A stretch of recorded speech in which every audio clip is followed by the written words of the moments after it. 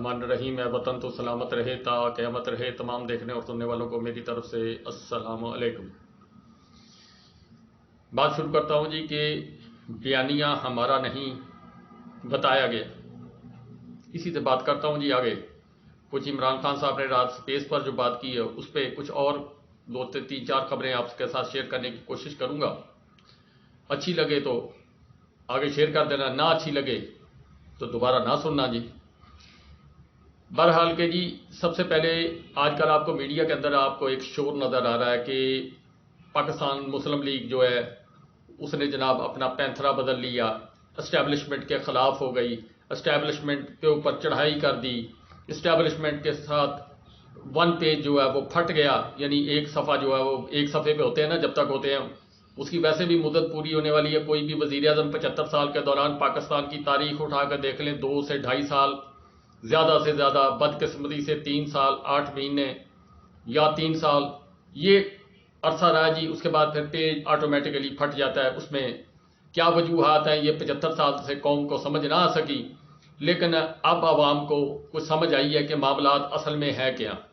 تو ویسا ہی سلسلہ کچھ اب بھی شروع ہونے والا جی، لیکن آپ کو تھوڑا سا پیچھے لے کر چلتا ہوں جی کہ یاد ہوگا جی جب عمران خان صاحب کی حکومت تھی اور اس وقت عمران خان صاحب جی ایک پیج پر تھے اور گجرانوالہ سے ایک کمپین سٹارٹ ہوئی۔ پہلے اس سے پہلے جب مجھے کیوں نکالا گیا وہ کمپین سٹارٹ ہوئی، پھر اس کے بعد جناب سارا وہ پروسیس ہوا، وہ پلیٹلیٹس اوپر، کلاچل پلیٹیں نیچے، وہ جناب سارا پھر باہر جانا آنا، اس کے بعد مفاہمت یا مزاحمت، یہ ساری باتیں آپ نے سنی جناب۔ اس دوران کے اندر 3-4 لانگ مارچ ہوئے، عوام کو بتایا گیا کہ مہنگائی بہت ہو گئی جی۔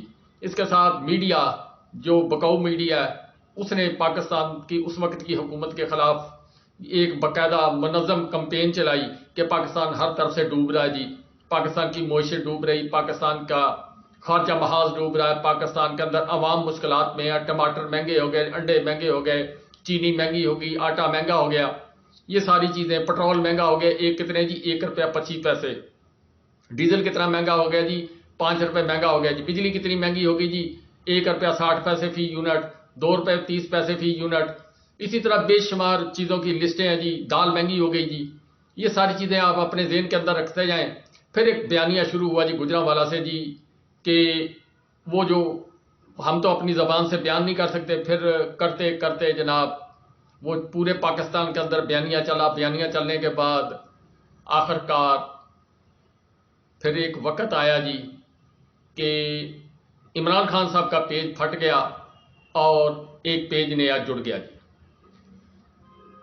اس کے بعد پاکستان کے جو معاشی حالات، معاشی اشاریے، پاکستان کا سٹاک مارکیٹ، ڈالر، پٹرول، بجلی، گیس، یہ پاکستان کے اندر ایک مسائل گمبھیر ہوتے گئے، پاکستان کا خزانہ خالی ہوتا گیا۔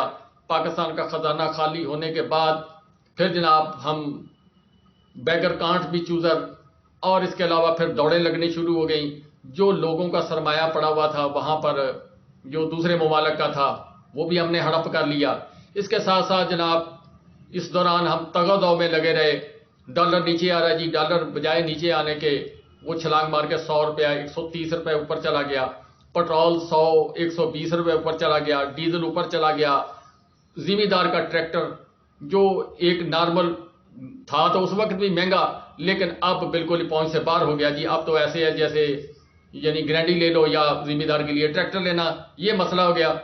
اسی طرح کھاد جو اس وقت شور ڈالا جا رہا تھا جی کہ مہنگی ہے، اب کھاد بھی مہنگی ہے، پیسٹیسائیڈ وہ بھی مہنگی ہو گئی۔ اس کو یہ تو ہے نا جی 70% آبادی جو جانوروں کے مطابق گنی جاتی ہے، زمیندار کو کسی کھاتے کے اندر نہیں گنا جاتا۔ پھر اس کے بعد جناب ایک شور ہوتا تھا کہ IMF سے جناب معاہدہ کر کے عمران خان صاحب نے جی ملک کو بیچ دیا، اسٹیٹ بینک بیچ دیا، یہ سارا کچھ کیا۔ پھر یہ معاہدہ چلتے چلتے ایک مفتاح اسماعیل صاحب معاہدہ کر گئے، اس کے بعد بھی یہ بیانیہ چلتا رہا جی کہ عمران خان صاحب کی غلط پالیسی کی وجہ سے ہمیں یہ زہر کا گھونٹ پینا پڑ رہا ہے۔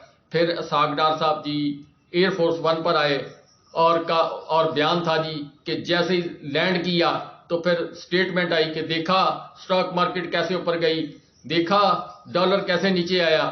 وہ 1-2 دن کے لیے رہا جی، پھر اس کے بعد اس کو روکا گیا روکنے کے بعد پھر جو حشر پاکستان کا ہوا اس میں سے کس نے کتنے کمائے، یہ آنے والے وقت کے اندر ایک کہانی کھلے گی.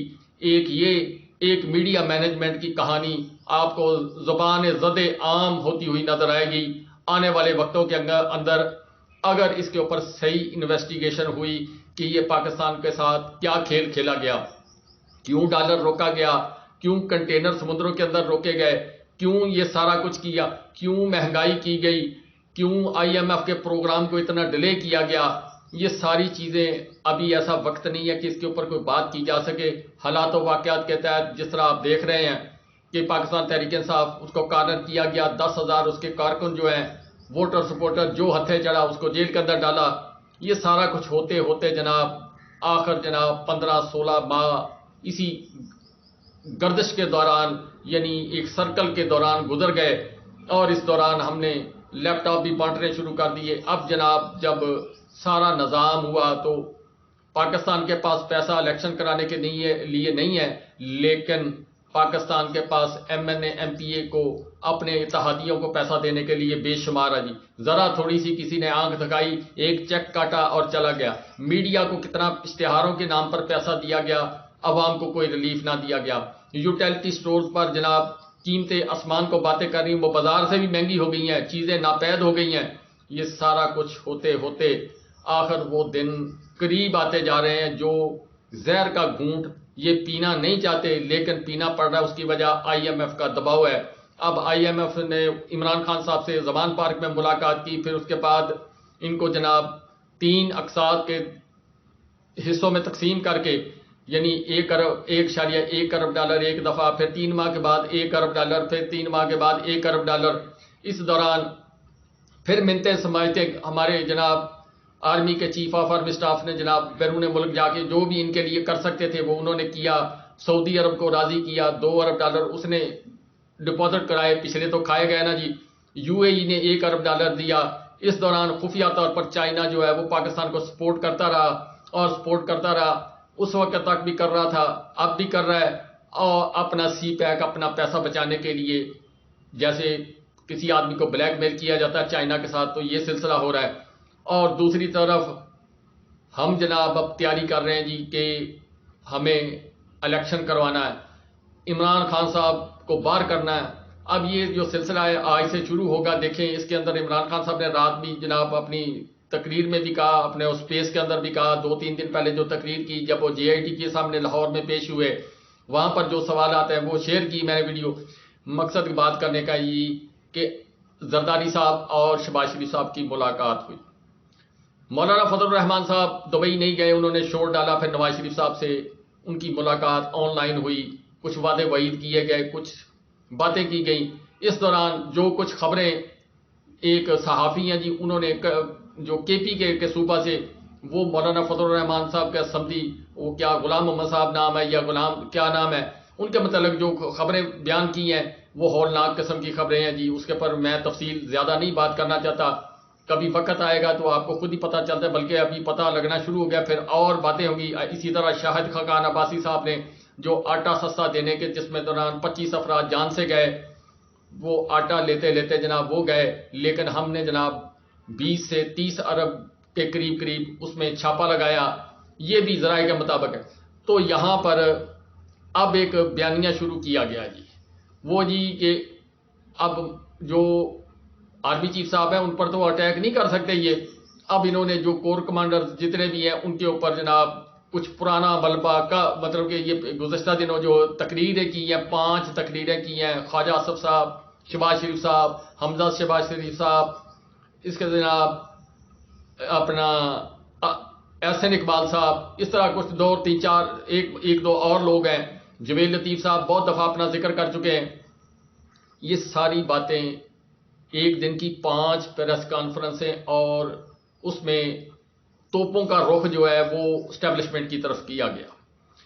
اگر آپ وہ بیانیاں اٹھا کر دیکھیں جب بندہ کوئی سوچ بھی نہیں سکتا تھا، جس طرح کے الفاظ استعمال کیے، جس طرح کی کہانیاں یا جس طرح کی وہ تقریریں، گجرانوالہ، لاہور، کراچی، کوئٹہ، پشاور، وہ تقریریں کرنے کے بعد اگر سارے معاملات ایک پیج پر دوبارہ آ سکتے ہیں تو اب اس وقت آپ کو پتہ ہے کہ بہت سارے سوالات الیکشن کے متعلق عمران خان صاحب اٹھا رہے ہیں آنے والے الیکشن کے متعلق. اسی طرح ہیومن رائٹس کی جو تنظیمیں ہیں وہ سوال اٹھا رہی ہیں, یو این او میں اٹھا رہی ہیں, آئی ایم ایف جو پیسے دے رہا ہے وہ بھی کہہ رہا ہے جی کہ صاف اور شفاف الیکشن کرائے جائیں.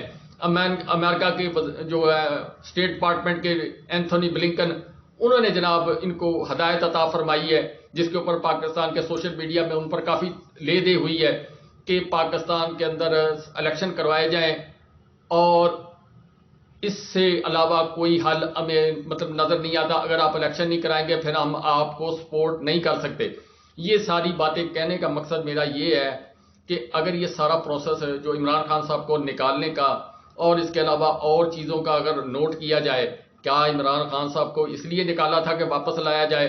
کیا امریکہ نے ایبسولوٹلی ناٹ, یا جو ان کے سی آئی اے کے چیف آئے تھے ان کا جو غصہ ہے, جو اسرائیل کو تسلیم نہ کرنے کا غصہ ہے, یہ ساری چیزیں یا ساری کہانیاں جو ہیں یہ اس لیے تو نہیں بیان کی گئی تھیں, یا پارٹی کو اس لیے تو نہیں توڑا گیا, واشنگ مشین کے اندر گھمایا گیا, جو گھما گئے کپڑے جو باہر نکلتے آئے سوکھتے گئے, وہ جناب جس نے پاکستان تحریک انصاف جو ہے اس کو چھوڑی تو اس کے اوپر جناب ان کو معافی دے دی گئی. وہ کس لیے سارا کچھ کیا گیا؟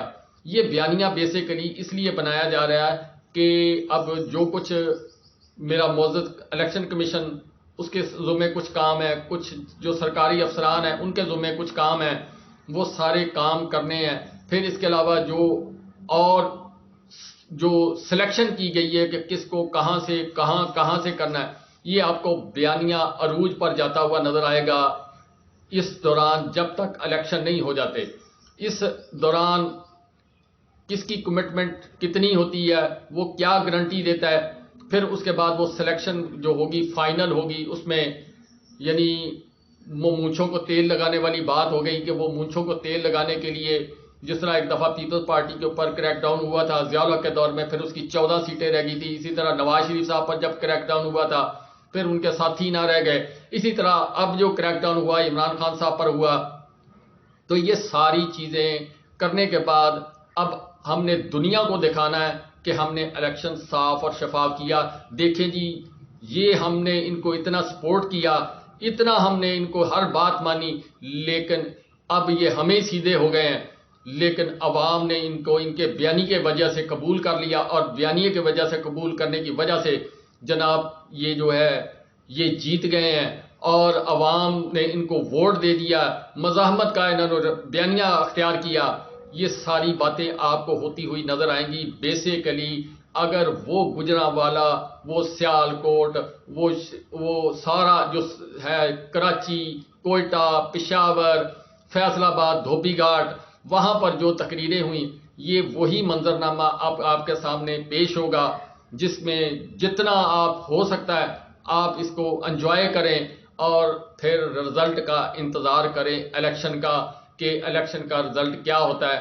بہرحال کہ عمران خان صاحب اپنی تگدو پر لگے ہوئے ہیں. رات انہوں نے اسپیس پر لوگوں سے بات چیت کی, انٹرویو مطلب کہ ایک موئی پیرزادہ تھے, ایک اور فیمیل تھی برٹش, اور ایک تھی جناب ایک تو بیرون ملک امریکن تھا, وہ صحافی تھا. انہوں نے یہ اسپیس کا ارینجمنٹ کیا تھا تو 12:07 پر. اس کے بعد یہ تقریباً ڈیڑھ گھنٹہ یہ اسپیس جو چلی, پھر اس کے بعد مجھے نہیں پتا کب تک وہ چلی ہے جی, لیکن 1.5 گھنٹہ میں نے تقریباً اس کو گھنٹہ سوا گھنٹہ تقریباً سنا ہے جی. تو 69,960 کے قریب لوگ اس وقت اسپیس پر عمران خان صاحب کے ساتھ موجود تھے. اب اگر جو تازہ ترین سروے آئے ہیں وہ دیکھ لیں, یعنی جیلم, گجرانوالہ, سیالکوٹ, شیخو پورہ, فیصل آباد. گجرانوالہ کے اندر 65% آیا, لاہور کے اندر 80% آیا, فیصل آباد کے اندر 80% آیا, یعنی ریجن فیصل آباد جو ہے. اسی طرح ملتان وہ 80% آیا. رحیم یار خان یہ جنوبی پنجاب, وہاں پر 80% عوام کا جو ہے وہ سمجھو کہ ٹلٹ جو ہے وہ عمران خان صاحب کی طرف نظر آ. کے پی کے مختلف شہروں کا سروے کیا گیا, وہ مکمل طور پر عمران خان صاحب کے علاوہ کسی اور کینڈیڈیٹ کو وہ تصور ہی نہیں کرتے کہ ہم اس کو ووٹ دیں گے. صورتحال پوزیشن عمران خان صاحب کی اگر عوام کی حد تک دیکھی جائے تو یہ پوزیشن ہے. اگر بیانیے کی حد تک دیکھا جائے تو اس کے بعد جو سلیکشن اور جناب جو رزلٹ آنے ہیں، آر ٹی ایس بیٹھنا ہے یا نہیں بیٹھنا یا کیا کرنا ہے، یہ ساری باتیں آپ کو آنے والے وقت کے اندر آپ کو ظاہر ہوتی نظر آئیں گی۔ کوئی آپ کو یہ کہتا ہوا نظر آئے گا جی کہ پیپل پارٹی اپنے تحفظات کی وجہ سے الگ ہو گئی، کوئی آپ کو کہے گا مولانا فضل الرحمان صاحب ان سے الگ ہو گئے، ناراض ہو گئے۔ یہ سارے ایک ہی سکے کے دو رخ ہیں، یعنی مولانا فضل الرحمان صاحب سکہ الٹائیں تو دوسری طرف نواز شریف صاحب، آصف علی زرداری صاحب سکہ الٹائیں دوسری طرف شہباز شریف صاحب، اسی طرح مریم نواز صاحبہ اور سکہ الٹائیں تو بلاول بھٹو صاحب۔ اب اس کے ساتھ جس طرح حمزہ صاحب کو ادھر ایڈ کر لیں تو ادھر جناب جو ہے آصفہ بھٹو صاحبہ، ان کو لانچ کیا جا رہا ہے اب پاکستان پیپلز پارٹی کی طرف سے آنے والی سیاست کے دوران۔ جس طرح مریم نواز صاحبہ کے جنید صفدر صاحب آنے والے وقتوں کے اندر آپ کو پاکستان میں آتے ہوئے نظر آئیں گے، پھر ان کو اہم ذمہ داریاں دی جائیں گی، کچھ معاملات عدالتی فیصلے ان کا انتظار کیا جا رہا ہے۔ اب یہ جو سارا معاملہ آپ کو نظر آ رہا ہے نا جی، اس کے اوپر آپ کو کڑی نظر رکھنی پڑے گی، آپ کو ان پر اعتبار نہیں کرنا پڑے گا۔ جب یہ لوگ آپ کے پاس ووٹ مانگنے آئیں، آپ ان سے سوال نہ کریں، آپ نہ کہیں کہ میں پاکستان تحریک انصاف کا ہوں میں اس لیے آپ کو ووٹ نہیں دے رہا، آپ مت کہیں کہ میں فلاں پارٹی کا ہوں میں ووٹ نہیں دے رہا، آپ سوال کریں کہ بھائی آج سے 15-16 ماہ پہلے پاکستان کے پاس پیسے کتنے تھے، پاکستان میں بجلی کا ریٹ کیا تھا، پاکستان میں گیس کا ریٹ کتنا تھا، پاکستان میں ڈالر کی پوزیشن کیا تھی، پاکستان کے پاس فارن ریمیٹنسز کتنے تھے، پاکستان کے ریزرو کتنے تھے، پاکستان خارجہ محاذ پر کس قسم کے کام کر رہا تھا۔ یہ ساری چیزیں موٹی موٹی، اور جو میرے لوگ نہیں اتنی ڈیپلی اسٹڈی کر سکتے ان سے میری ریکویسٹ ہے کہ وہ سوال کریں کہ اس وقت آٹے کا بھاؤ کیا تھا، آج کتنا، اس وقت چینی کا بھاؤ کتنا تھا، آج چینی والے آپ کے ساتھ ہیں، چینی کا ریٹ کیا ہے، بلکہ خود ساری چینی جناب کٹھی ہو کے پی ڈی ایم ہے، پی ڈی ایم اگر دیکھی جائے تو پوری چینی ہے، جہانگیر ترین صاحب چینی، اتفاق گروپ چینی، زرداری گروپ چینی، اور خسرو بختار صاحب وہ پتہ نہیں ابھی وہ بھی چینی والے، ہمایوں اختر صاحب وہ بھی چینی والے، بے شمار لوگ آپ کو اس پی ڈی ایم کے گروپ کے اندر چینی والے نظر آئیں گے، اور چینی مہنگی ہوتی پاکستان میں نظر آ رہی ہے جی۔ یہ ساری چیزیں جو ہیں ان کو مد نظر رکھیں، ان سے سوال کریں۔ جو اپوزیشن میں چلے گئے، جو واشنگ مشین سے نہا کر آپ کے پاس آ رہے ہیں کہ ہم نے جناب قربانی دے دی، یہ قربانی یعنی اگر 100 روپیہ بیرون ملک سے آیا تو اس میں سے 1 روپیہ پاکستانی عوام پر خرچ کیا گیا، اور 99 روپے اپنے منصوبے، اپنے مفادات، اپنے ٹھیکوں، اپنی ترقیاتی بجٹ، جس میں آپ کو پتہ ہے جیسے جیسے نظام ہے پاکستان کا کہ ٹھیکیدار نے کام کرنا تو اس میں جو سرکاری افسر ہے اس کو کتنے جانے ہیں، ایم این اے کو کتنے جانے ہیں، اور اسی لیے اوور فلائی جو ہیں یا جو پل بن رہے ہیں، جو سڑکیں بن رہی ہیں، وہ بند ابھی سڑک جو ہے اگر فرض کریں 5 کلومیٹر کی ہے تو جو پہلا جہاں سے شروع ہوئی ہے وہاں سے لے کے 5ویں کلومیٹر تک آپ جائیں گے، ابھی ادھر لک اور پتھر اور دوسری چیزیں جو ہے کول تار وغیرہ ڈال رہے ہوں گے، تو پیچھے سے جناب جہاں سے سڑک شروع ہوئی ہوگی وہاں سے سڑک ٹوٹنی شروع ہو جائے گی جی۔ یہ ہے جی معیار پاکستان میں ترقیاتی پروجیکٹ کا، اس میں کتنا ہے اب آپ اندازہ لگا سکتے ہیں کہ کیا کمایا جا رہا ہے، کیا کھایا جا رہا ہے۔ دوسرا، اب عامر میر صاحب جو ذرائع کے مطابق خبر ہے جی، انہوں نے وہ جو تازہ ترین بیان دیا اس کے مطابق انہوں نے ایک تو کچھ ذکر کیا جی کہ 58 یا 57 لوگ جو ہیں وہ جے آئی ڈی کے وہ اپنا جو آرمی ایکٹ کے تحت آرمی کے حوالے کر دیے گئے ہیں۔ اچھا، دوسرا انہوں نے ایک سٹیٹمنٹ دیا ہے کہ جناب ہم نے گولی نہیں چلائی، یہ وہ ہمیں آرڈر نہیں تھا اور ہمیں منع کیا گیا تھا جی وزیر اعلیٰ صاحب کی طرف سے، یہ ان کا ہے جی بقول ذرائع جی۔ یہ سارا کچھ کیوں ہو رہا ہے جی؟ اب وہ جان چھڑوانے کے چکر میں ہیں۔ کیوں؟ تمام ہیومن رائٹس، تمام یو این او، اسی طرح جو اور دوسری تنظیمیں ہیں وہ اس پر پاکستان کے اندر ورک کر رہی ہیں، جس میں پاکستان تحریک انصاف نے ان کو مکمل جو ایویڈنسز ان کے پاس ہیں وہ مہیا کی ہیں، کچھ انہوں نے اپنے طور پر کلیکشن کی ہے، کرنے کے بعد آنے والے دنوں کے اندر ستمبر کے اندر وہ جناب ان کے خلاف کوئی بڑا ایکشن لے سکتے ہیں. وہ کیا ہو سکتا ہے؟ کیا ہم دوبارہ گرے لسٹ میں جا سکتے ہیں؟ کیا ہم بچ جائیں گے؟ بہت ساری لاقانونیت جو ہے پاکستان کے اندر ہوئی ہے، جس کا آخر رد عمل انہوں نے دینا ہے اور پاکستان کو مزید پریشر کے اندر لانے کی کوشش کرنی ہے. دوسری طرف آئی ایم ایف نے جناب پراپرٹی ٹیکس اور زرعی ٹیکس کی ان سے مزید ڈیمانڈ کر دی ہے. اب جو ذمہ دار لوگ ہیں ان پر پہلے مزید بوجھ اب ڈلنے والا جی. اسی طرح جناب پراپرٹی جو ہے، مکانات، جائیداد، خرید و فروخت، اس کے اوپر مزید ٹیکس جو ہیں وہ لگیں گے. بلکہ ویڈیو لمبی ہو رہی ہے جی، پھر اس کے بعد اگلی جو قسط ہے وہ آپ کے ساتھ شیئر کرنے کی کوشش کروں گا.